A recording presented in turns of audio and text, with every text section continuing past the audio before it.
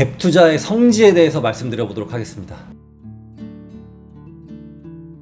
제가 2년 반 전에 유튜브를 처음 시작하면서 그때부터 말씀드렸던 게 뭐냐면 지방에 갭 투자하지 마세요, 이거였거든요. 왜 그랬냐면 500만원 1000만원 들고 가서 지방에 한 채 사고 다음 계약 때 전세금 올려받고 나 플러스 피 투자했다, 무피 투자했다, 돈 안 들이고 한 채 샀다, 이런 말들을 너무 많이 들었는데 저는 그건 부동산 투자가 아니라고 보거든요. 그때 당시에 지방으로 원정 투자하러 가는 사람들 진짜 많았어요. 참 안타깝다고 생각을 했습니다. 물론 버신 분들도 있을 텐데 잃은 사람이 더 많습니다. 역전세도 나고 시세까지 떨어진 사람들이 제가 봤을 때 몇만 명, 몇십만 명은 될 거라고 봐요. 지방을 분석할 때 어떤 휴망 회로를 돌리냐면, 여기는 이 도시에서 나름 학군지고 학원가도 있고 미분양이 줄고 있고 주변 공급이 더 이상 없고 전세 매물도 별로 없고 등등, 이러면 뭐하냐고. 인구 자체가 소멸하고 있는데 이런 휴망 회로 여러분들은 금지. 이 갭 투자의 성지가 어디였냐면 엄청 많은데 대표적으로 몇 개만 말씀드려 볼게요. 첫 번째, 울산. 울산은 대기업이 많은 도시 중에 하나죠. 그 대기업에서 근무하시는 분들의 연봉이 높습니다. 그런데 그 사람들이 별로 선호되지 않는 동네 구축단지를 살까요? 울산에서 남구나 중구에서 입지 좋은 대단지 신축 단지들은 괜찮아요. 거기는 시세 회복을 고점 대비 어느 정도 한 상태이기도 하고 대기 수요도 많은 곳이라 괜찮습니다. 그런데 어디 저 구석에 낡은 아파트 사러 울산까지 갈 시간과 노력과 비용이 있다면 수도권에서 가성비 좋은 단지를 찾아다니는 게 훨씬 나아요. 대구랑 울산이랑 비교하면은 대구는 원래 대구가 고향인 분들이 쭉 거주하는 경우가 많은데 울산은 외지인 비율이 높습니다. 직장 때문에 수도권이나 충청도, 전라도, 강원도, 경상도 이런 데서 이주해온 인구의 비율이 높다는 거죠. 그 사람들이 매매를 할 수도 있지만 그냥 전세로 살거나 사택에 살거나 기숙사에 사는 분들도 매우 많습니다. 그래서 울산은 사야 되는 곳이 몇 군데 딱 정해져 있어요. 따라서 구석진 곳에 구축은 반대하겠습니다. 두 번째, 청주입니다. 지방에서 보기 드물게 인구가 늘어나고 있는 곳이고 대기업도 많은 좋은 도시예요.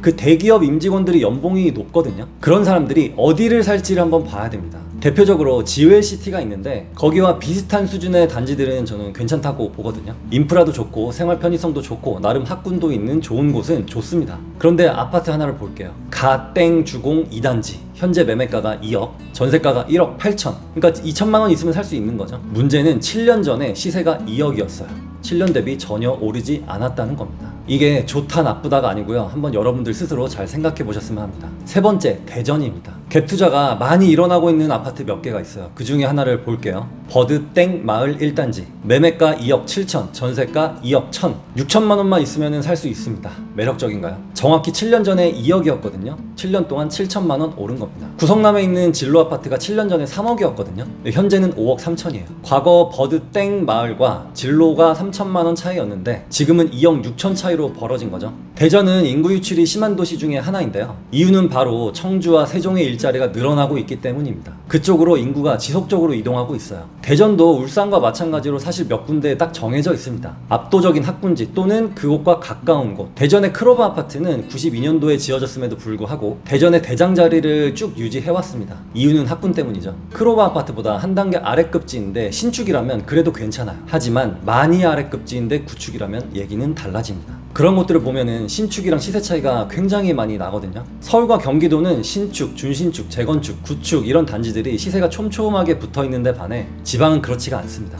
왜? 대기 수요가 별로 없기 때문이에요. 많은 분들이 분석을 할 때 수요 대비 공급이 부족할 것이다 라고 분석을 하는데요, 그 수요가 줄고 있다면 과연 공급이 부족한 걸까요? 어쩌면 그 줄어들고 있는 공급이 적절한 공급량일 수도 있겠습니다. 네 번째, 창원입니다. 창원도 대기업의 도시죠. 울산과 성격이 비슷합니다. 직장 때문에 어쩔 수 없이 와서 살고 있는 외지인 비중이 높아요. 여기도 갭 투자의 성지로 불리는 곳이 있습니다. 땡땡 그랜드타운 남산 1차 91년 준공에 1350세대 31평 시세가 현재 2억 5천이고요 전세가가 2억 4천입니다 1000만 원만 있으면 살 수 있어요. 1350세대 14개동이 있으면 한 동에 100세대라는 뜻인데 10억만 있으면 한 동을 전체 살 수 있겠는데, 충격적인 사실은 현재 2억 5천인데 정확히 7년 전에는 2억 3천이었습니다 7년 동안 2천만 원 올랐어요. 7년 동안 2천만 원 오른 아파트가 앞으로의 7년 동안은 얼마나 더 오를까요? 주변의 신축은 계속 늘어나고 인구는 줄어들고 있고 이 아파트는 점점 낡아지고 있고, 그러면 수요가 붙을까요? 다섯 번째, 김해입니다.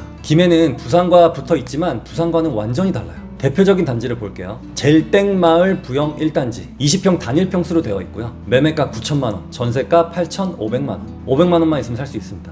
충격적인 사실, 정확히 7년 전에 매매가가 1억이었어요 1,000만 원이 떨어진 거죠. 이 단지 말고도 이 주변이 다 비슷비슷합니다. 전세가 매매가가 거의 같은데요. 왜 그럴까요? 투자 가치가 없으면 사람들이 매수를 안 합니다. 그냥 전세로 살아요. 왜? 전세가가 오를 가능성이 없거든. 또 시세가 오를 가능성이 없어서 투자 가치가 없거든. 이런 곳에서 전세로 살면서 수도권에 투자를 하는 거는 사실 너무 좋아요. 저렴하게 살면서 깔고 있는 돈을 최소화하면서 살기에는 정말 최고의 단지라고 봅니다. 하지만 수도권에 살면서 이 멀리 있는 곳에 투자하는 거는 이해 불가.